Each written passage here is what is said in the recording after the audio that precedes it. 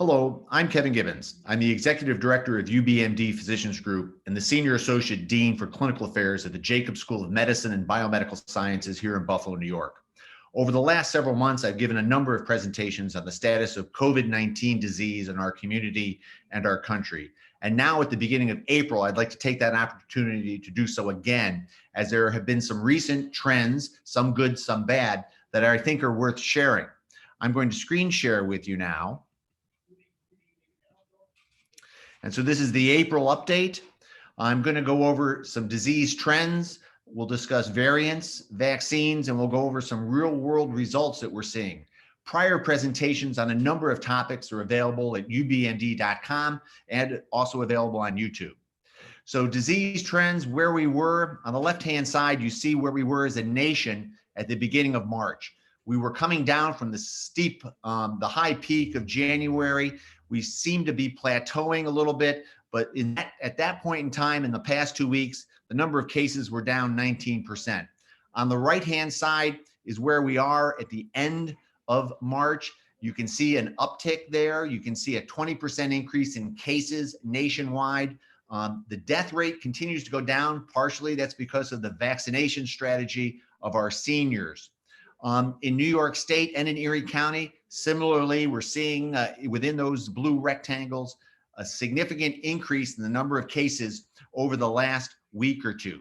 Cases are important, but even more important is the number of hospitalizations. This slide shows that the hospital census in Erie County is clearly going up. And at the Buffalo General Medical Center, the number of cases are going up, and they are typically young people, and they are typically coming in very sick. So this is a real trend. Why did it occur? Why did cases go down from the deadliest December and January in the history of the United States? Was it because we were after the holiday gatherings? We were exhibiting better behavior, vaccinations, herd immunity? Probably not. Immunity plus behavior that allowed us to avoid the virus? Probably yes. I went into some detail on that in a previous presentation. And now, why are cases going up? Is it the variants? Is it worse behavior? Is it travel and spring break? A lot of the attention is focused on the variants. So variants, what are they? Well, viruses are very simple organisms. They're not even alive, if you will. But the typical virus, the RNA virus of COVID, has 30,000 nucleotides that have to be replicated for it to reproduce. And the average cell that's taken over by a virus makes 10,000 new viruses. That's a tremendous amount of replication.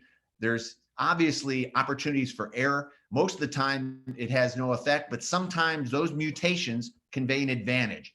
It allows the virus to avoid antibodies or potentially binds tighter to human cells. Viruses with a beneficial mutation increase and become dominant. In the upper right-hand corner is a graph that shows the two variants from the first 6 months of 2020. The original virus that came out of China is in orange, and you can see that it was very quickly knocked out, if you will, by a variant that became dominant very quickly. In the lower right-hand corner, you see a graph from the CDC from this past week. This tan area is the B117 variant. That's out of the United Kingdom. That's 25% of cases, and it will rapidly become the dominant variant in the United States because it is clearly more contagious as well as being somewhat more lethal. So when we talk about variants of concern, really it's the contagious. How easily does it spread? The original SARS virus from 18 years ago and the MERS virus from 8 or 9 years ago had mortality rates of 10 and 33% respectively. SARS-CoV-2, COVID-19, has a mortality rate of less than 1%, but it's killed far more people simply because it is more contagious. So it's the contagion that we have to worry about. That's well demonstrated in the graph on the right-hand side that looks at what happens with a more contagious virus versus a more deadly virus in terms of the total number of people killed. When variants change enough, we do have to worry about a risk of reinfection, or we have to worry that that change makes our vaccines ineffective. That has not occurred yet, and I'd like to go over why that's the case. And it has to do with the understanding of the basics of immunity. There are really 4 types of immunity we deal with. Antibodies, which are circulating protein, memory B cells, which make antibodies, and then T4 and T8 cells are what we used to call cellular immunity. And the important thing here is that that is very key in preventing viral infections. So is the virus mutating? Yes, but we don't want people to panic. This is a complicated slide, but it reviews 3 months of studies that have demonstrated that cellular immunity is more important than antibody-based immunity. And cellular immunity is effective against multiple variants of viruses. And importantly, vaccination results in both antibody and cellular immunity that is stronger and lasts longer than natural immunity from infection. Good news about vaccines just from this past week. The Pfizer vaccine in adolescents demonstrates 100% protection. They had a study with thousands of adolescents, 18 infections, all in the control group, not a single infection in the vaccinated group. A report from the obstetricians regarding the effectiveness of vaccines in pregnant women and the passage of antibodies to the virus through breast milk. That's very important. A study demonstrating that vaccine hesitancy is going down in this country. That's very important. We need every adult to be vaccinated to really put this behind us. The vaccine availability is increasing. We had a few days in the past week where 3.5 million doses per day were given. We were talking about 30 million doses a month. Right now, we are anticipating 30 million doses a week in the next week or two. That's great news. And vaccinations work. The map in the upper left-hand corner looks at the percentage of adults over age 65 who've been vaccinated, with dark green meaning more than 50%. And the good news is that the majority of our seniors have been vaccinated and are therefore protected. The graph on the right shows what happened in nursing homes after the middle of December when vaccination started. That death rate plummeted very quickly. Getting a vaccine is still difficult for some individuals. UB announced this week a new website that's a one-stop shop for vaccine appointments in Western New York. I encourage people to check it out. So vaccines, the benefits clearly outweigh the risks. You eliminate death from COVID and eliminate hospitalizations. You decrease the incidence of COVID. If you don't get COVID, you avoid long-haul COVID. And there's even a suggestion that vaccines are helpful in eliminating long-haul COVID in people who are suffering from it. The risks are well-defined. Anaphylaxis between 1 in 90,000 to 1 in 250,000. It's treatable. You can identify patients who are at risk for it. Clotting disorders do occur with viruses and have been associated with vaccines in the past. There's a report of the first 20 million people who were vaccinated in this country. 1 out of 1 million developed ITP. 1 out of 10 million severe ITP, compared to a virus that has a fatality rate of over 1% for 60 to 69-year-old men. That's a very good number. Rashes are very common, as well as a sore arm after vaccination. Those are acceptable side effects. So do vaccines work? Charles Dickens wrote A Tale of Two Cities. This is a tale of two countries, the United Kingdom and France. The United Kingdom had a terrible problem with their variant that emerged in December, the B117 or UK variant.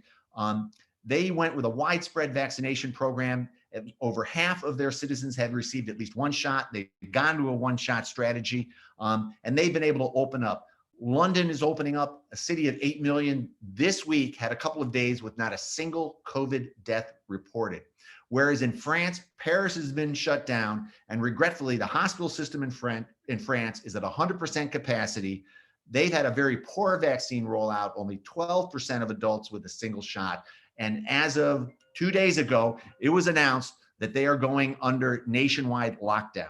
So clearly a tale of two countries in which vaccinations have made all the difference. Do public health measures work? Well, we have two countries, Brazil and South Africa, that clearly show the effect of public health measures. Both countries are south of the equator. Our winter has been their summer, but both of them face significant variants that we've talked about already. Both of them are countries with significant wealth and significant poverty, both in the city, and significant wealth and significant poverty in the rural areas. The bottom line is South Africa went into a serious public health measure with the use of masks and social distancing. The leadership in Brazil sort of ignored that. Brazil is in terrible shape right now. The healthcare system is overrun. It's to the point where now if you get hit by a car or have a heart attack, you are more likely to die because you cannot get the healthcare you need. Some of the richest hospitals in Brazil that are used to taking care of billionaires have run out of oxygen in the past week or two. So how to become immune? You have to realize that with a virus that's this transmissible, you're either going to get vaccinated or you're going to get infected. And the bottom line is vaccination wins out clearly in terms of the risk benefits. There's no discussion about that. So we're almost there. We are almost at the finish line for this particular virus. There may be another one coming down the pike. The bottom line is we've seen serious surges after holidays. So please, this holiday, stay safe. Avoid mixing families, pods, generations of susceptible people, especially inside. Use masks when you're inside. If there are people who are not vaccinated, we are so close. So please be smart, be safe, be well, get vaccinated. And also, please be kind. Realize this has been a terribly difficult time for so many people in this country. Realize we are all in the same storm, but we are not all in the same boat. Be kind. Thank you very much.